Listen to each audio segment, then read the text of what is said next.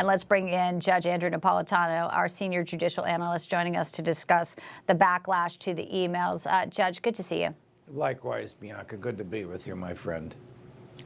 I just want to play a little bit of Donald Trump reinforcing that he has Musk's back on this email to federal employees. He wanted to know what you did this week. You know why he wanted that, by the way?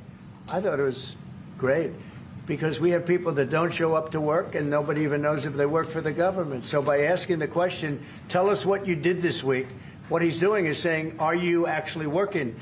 And then if you don't answer, like you're sort of semi-fired or you're fired, because a lot of people are not answering because they don't even exist. A few weeks back, we covered a legal challenge. They actually were upset that they got their emails. And I wonder if that plays into a bigger thing, if there are actually empty emails along with empty desks. I mean, Kelly Loeffler says it was tumbleweeds walking through SBA the other day, Judge. But can bosses legally tell people don't respond?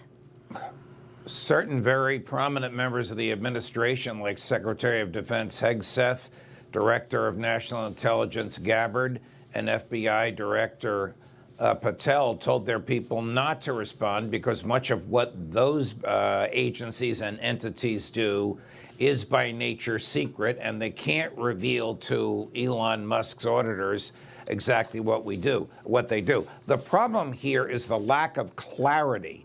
You know, the Fifth Amendment, which guarantees due process, articulates that that due process requires clarity. You have to know what the rules are.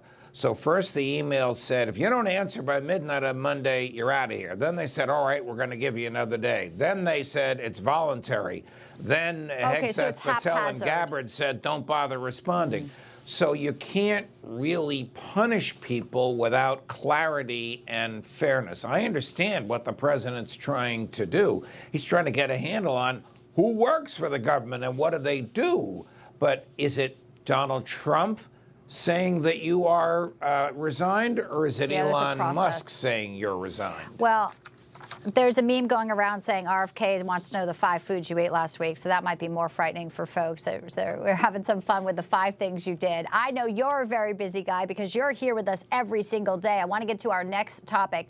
Sure. Just yesterday, a Trump-appointed federal judge, Trevor McFadden, ruling not to restore the Associated Press access to the White House. Of course, this has been going on for a few weeks now. There's certain places that they were restricted.